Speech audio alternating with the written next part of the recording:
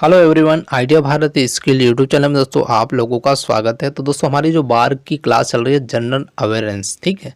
इससे पहले हमने आपको 3 क्लासेस करवा चुके हैं। आज जो हमारा है क्लास 4 है और प्रीवियस क्लास को अगर देखना तो प्लेलिस्ट बनी है जनरल अवेयरेंस यानी जीके के नाम से बनी है, बार्क के नाम से। आप वहां जाकर उन क्लासेस को विधिवत तरीके से अच्छे से देख लें, क्योंकि बार्क में आपके 10 नंबर का क्वेश्चन जीके का पूछा जाएगा। इसलिए आप वीडियो को सभी कंटिन्यूटी से देखते चलें, जो भी स्टूडेंट इस फॉर्म को भरे हैं।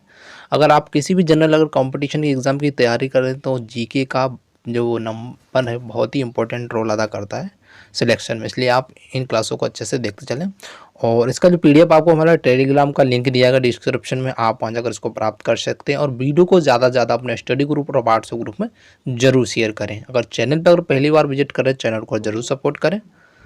तो हम दोस्तों क्वेश्चन स्टार्ट करते हैं। क्वेश्चन आपका जो फर्स्ट दिया गया है कि अरावली जो श्रेणियां हैं किस राज्य में स्थित हैं। तो जो अरावली जो श्रेणियां हैं किस राज्य में स्थित, उस राज्य का नाम बताना।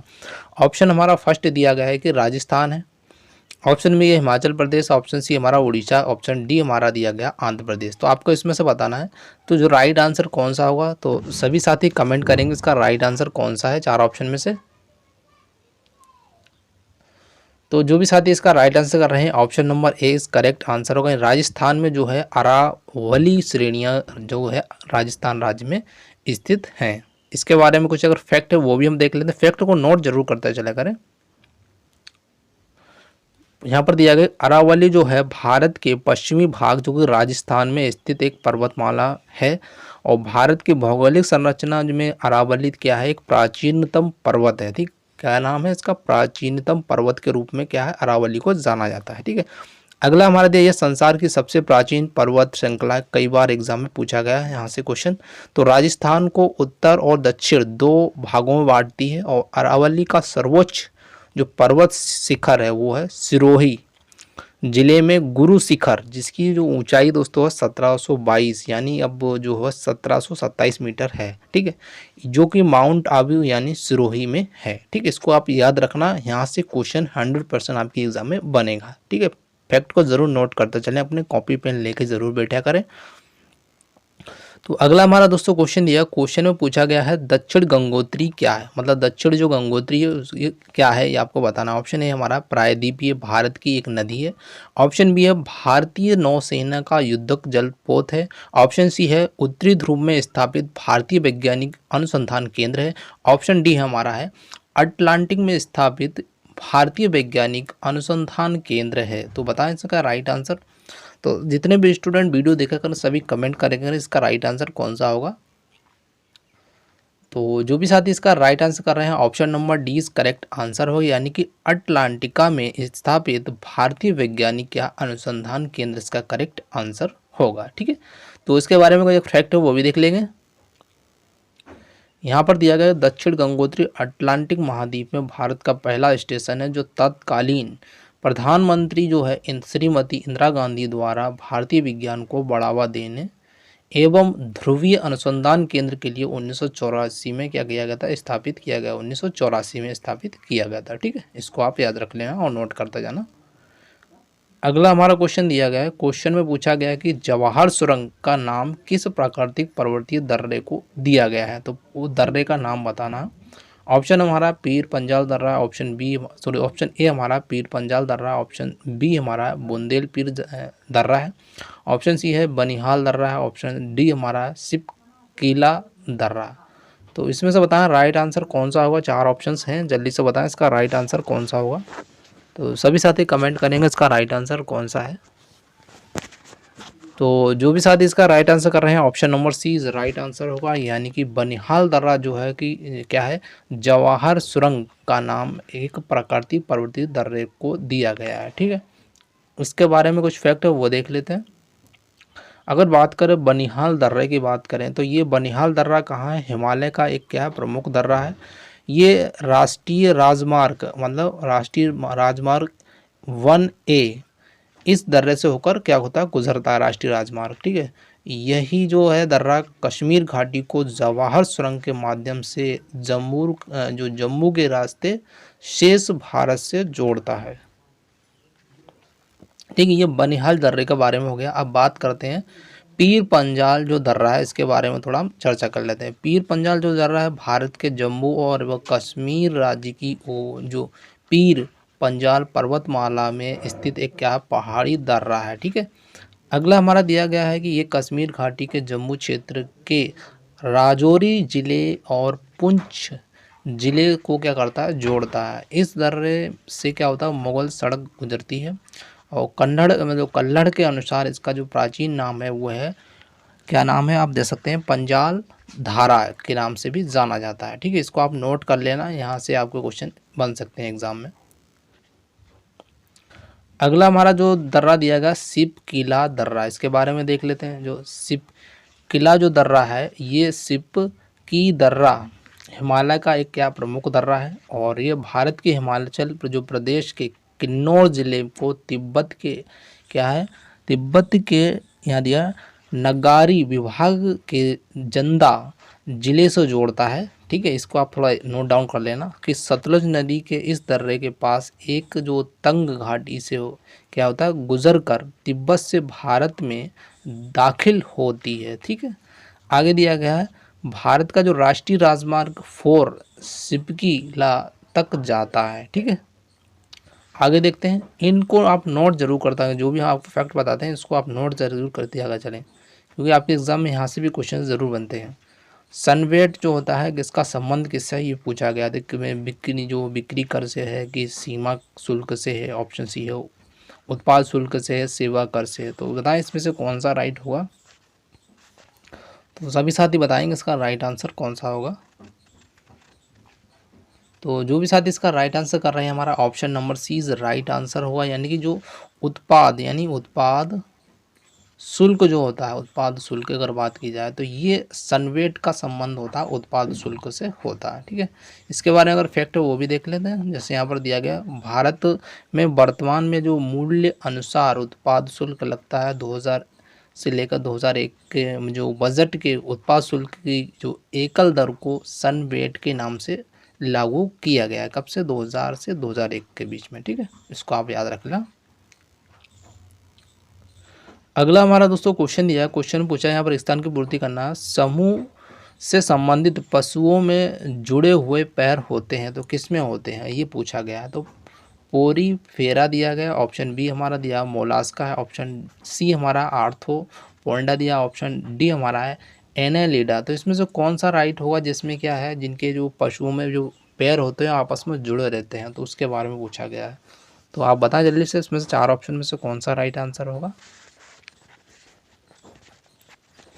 तो जो भी साथी इसका राइट आंसर कमेंट कर रहे हैं, option number C is correct answer होगा, यानी आर्थोपोडा जो होता है इस समूह जो संबंधित पशुओं में से जुड़े हुए पैर होते हैं वो होते हैं किसमें, आर्थोपोडा के होते हैं। ठीक है, इसके बारे में तो इसका फैक्ट देखते हैं कि इसमें दिया है कि आर्थोपोडा जो है हमारा क्या है, एक अकशेरुकीय क्या है, जानवरों का समूह है, जिसमें एक क्या है एक्सो स्केलेटन, एक क्या है खंडित शरीर और संयुक्त पैर है इसमें किसमें, आर्थोपोडा में। ठीक है, उनके शरीर में उपांगों की क्या होती है, एक जोड़ी के साथ खंड होते हैं और उनका प्रजनन आंतरिक निषेचन यानी कि स्थलीय प्रजातियों और आंतरिक या बाहरी निषेचन यानी जलीय प्रजातियों का द्वारा होता है। ठीक है, इनके जो एक पास एक खुले क्या होती है संचार प्रणाली होती है, जिसे आर्थोपोडा अगर प्रकार की बात करें तो ये कीड़े यानी जिसमें चींटियाँ होता है, एफिड्स होते हैं, तितलियाँ होती हैं, टिड्डी होते हैं, दीमक इसके अंतर्गत आते हैं। ठीक है, और अर्चिड्स जो होते हैं, अर्चिड्स में जो आता है वो आते हैं बिच्छू है, कड़ है, मकड़ियाँ आती हैं।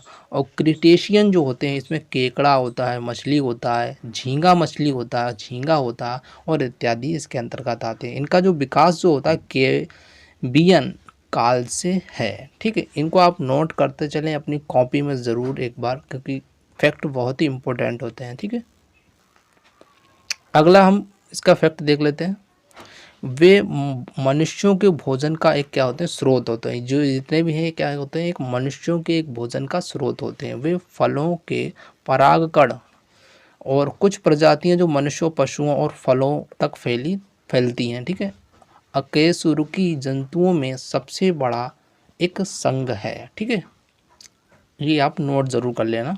अगला नेक्स्ट क्वेश्चन देख लेते हैं,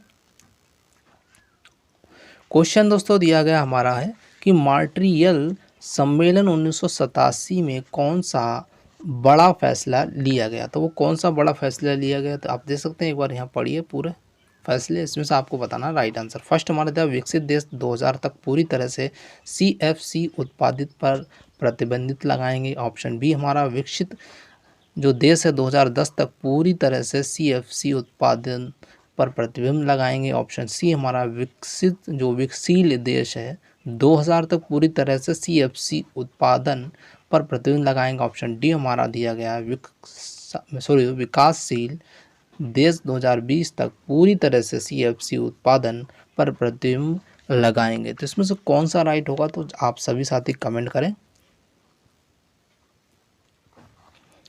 तो जो भी साथी इसका राइट आंसर कर रहे हैं, option number A is correct answer होगा, यानी कि विकसित देश 2000 तक पूरी तरह से CFC उत्पादन पर प्रतिबंध लगाएंगे, इसका राइट आंसर होगा। इसके बारे में अगर फैक्ट देख लेते हैं, जैसे कि यहाँ दिया गया है जो मार्टियन जो कहता मार्टियल है, सॉरी दोस्तों मार्टियल सम्मेलन 1987 में विकसित देश जो था विकसित देश 2000 ईस्वी तक पूरी तरह से क्या होगा CFC उत्पादन पर प्रतिबंध लगाएंगे और बायोमास को सीधे जलाकर इस्तेमाल किया जाता है या इनको विभिन्न प्रकार के जैव ईंधन में परिवर्तित करने के बाद क्या करेंगे इस्तेमाल किया जाता है, जैसे कि धान की भूसी हुई, गन्ने का खोई हुई, ये इसके अंतर्गत आते हैं। ठीक है, अगला नेक्स्ट क्वेश्चन देख लेते हैं।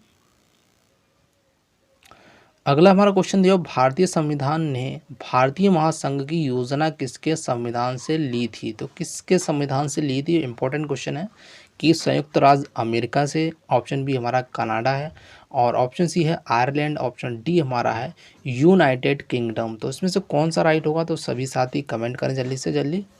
और इंपॉर्टेंट क्वेश्चन हो तो कई बार एग्जाम में पूछा है क्वेश्चन। तो जो भी साथी इसका राइट आंसर कर रहे हैं, ऑप्शन नंबर बी इस करेक्ट आंसर होगा, यानी कि कनाडा से। मतलब कि भारतीय संविधान जो होता है ये भारतीय महासंघ की योजना ये किससे लिया गया, कनाडा संविधान से लिया गया है। ठीक है, इसके बारे में कुछ फैक्ट है वो भी देख लेते हैं। यह फैक्ट में दिया है कनाडा के संविधान में जो सशक्त केंद्र के जो साथ संघात्मक स्वरूप को अपनाया गया है, और यद्यपि भारत में भी संघीय व्यवस्था को अपनाया गया है, किंतु अमेरिकी संविधान की भांति दोहरी क्या है नागरिकता के प्रावधान को देश हित में नहीं अपनाया गया है। ठीक है, इसको आप याद रखना और नोट करते चलना। अगला क्वेश्चन दोस्तों स्क्रीन पर आ चुका है, क्वेश्चन देख सकते हैं यहाँ पर। तो क्वेश्चन में दिया गया स्वतंत्र भारत का राष्ट्रीय ध्वज किसने डिज़ाइन किया था। तो किसने डिज़ाइन किया था, बंकिम चंद्र चटर्जी ने किया था कि रविन्द्रनाथ टैगोर ने किया था, महात्मा गांधी दिया गया और पिंगली वेंकैया। तो इसमें से कौन सा राइट है, सभी को याद होना चाहिए इसका राइट आंसर। तो सभी कमेंट करें इसका राइट आंसर जल्दी से।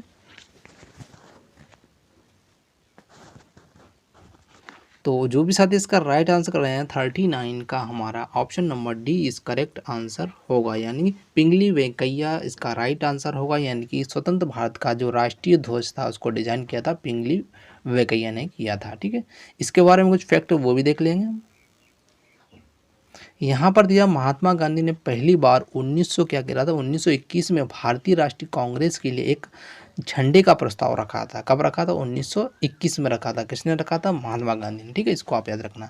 उसके बाद क्या हुआ, जो पिंगली वेंकैया ने राष्ट्रीय ध्वज को डिज़ाइन किया और केंद्र में पारंपरिक चरखा था जो कि भारतीयों को आत्मनिर्भर बनाने के गांधी के लक्ष्य का प्रतीक था। ठीक है, और भारत ने इसे क्या करा 22 जुलाई 1947 को अपनाया था। ठीक है, इसको आप याद रखना। भारत का जो प्रथम झंडा वह एक हरे झंडे का था जिसके ऊपर कमल था, और आज़ाद हिंदुस्तान की पहली लड़ाई के लिए यही वो झंडा था जिसे फहराया गया था। उन्होंने आगे बताया है कि 1906 में कोलकाता में क्या हुआ था, पारसी बागान चौक पर तिरंगा फहराया गया था। ठीक है, इसको इन फैक्टों को ज़रूर आप एक बार याद करें। ठीक है, इसके बारे में आगे दिया गया है, आप इसको अच्छे से पढ़ लेना है यहाँ पर। ठीक है, मैं आपको एक क्वेश्चन बताता हूँ आगे।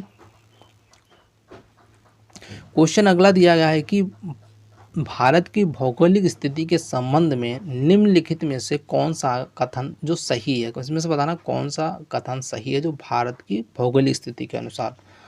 तो सभी साथी कमेंट करेंगे। यहाँ पर 4 ऑप्शंस दिए हैं, एक बार जल्दी अच्छे से पढ़िए, आपको समय देता हूँ 30 सेकंड का।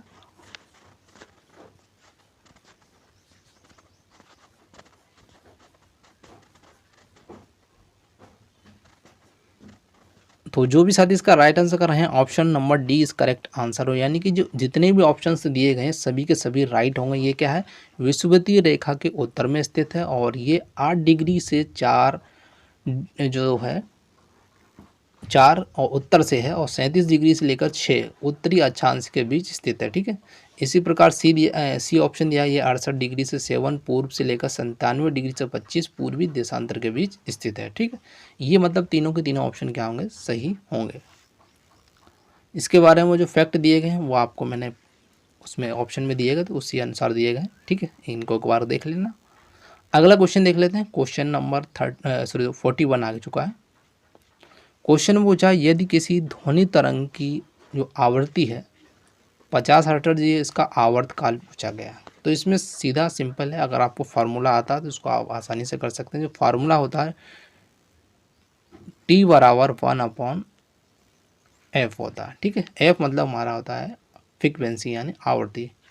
तो यहाँ पर आप क्या करेंगे, 1/f का मान 50 हर्ट्ज दिएगा, इसको आप डिवाइड कर देंगे। तो डिवाइड करने के लिए देखिए यहाँ पर जिसको एक से डिवाइड करना है, 50 को 1 को डिवाइड करना है। तो करना क्या है, 50 से डिवाइड नहीं होगा तो एक 0 बढ़ा के दशमलव लगा देंगे और यहाँ एक 0 बढ़ा देंगे। ठीक है, अभी भी देखिए यहाँ पर 10 क्या है, छोटा है और 50 बड़ा है, तो अभी भी डिवाइड नहीं हो पाएगा। तो क्या करेंगे, एक 0 बढ़ाएंगे यहाँ पर और एक 0 यहाँ पर बढ़ा देंगे, तो अब हो गया 100। ठीक है, अब काट देंगे 50 एकन 50, 50 दूनी 100, यानी कि 2 बार यहाँ आ जाएगा 0.02 सेकेंड इसका करेक्ट आंसर होगा। तो देखिए कौन सा है, तो option number B is correct answer होगा। इसके बारे में यहाँ पर मैंने अच्छे से समझाया गया, आप देख सकते हैं क्या चीज़ है। ठीक है, आवर्तकाल का अगर फार्मूला दिया गया है यहाँ पर तो इसको आप नोट कर लेना। तो अगले क्वेश्चन चलते हैं। तो दोस्तों हमारा आज का ये क्वेश्चन लास्ट क्वेश्चन था। मिलते हैं नेक्स्ट वीडियो में। और वीडियो अच्छी लगी तो वीडियो को ज़्यादा से ज़्यादा अपने स्टडी ग्रुप में ज़रूर शेयर करें, क्योंकि जो जीके का जो क्वेश्चन है वो 10 क्वेश्चन आपके एग्ज़ाम के लिए बहुत ही महत्वपूर्ण है, क्योंकि आप जानते हैं आजकल पॉइंट से भी सिलेक्शन रुक जाता है। इसलिए आप हर क्वेश्चन को अच्छे से देखते चलें, जीके भी अच्छे से पढ़ें, साइंस भी अच्छे से पढ़ें और मैथ के क्लास भी अच्छे से आप करते चलें। ठीक है, अभी हमारे पास समय नहीं मिल पा रहा जिससे कि हम मैथ की क्लास आपको स्टार्ट नहीं कर पा रहे, लेकिन कोशिश करेंगे आपके लिए मैथ के लिए क्लास जल्दी से जल्दी स्टार्ट की जाए। तो thank you for watching this video. जय हिंद, जय भारत। मिलते हैं नेक्स्ट वीडियो में।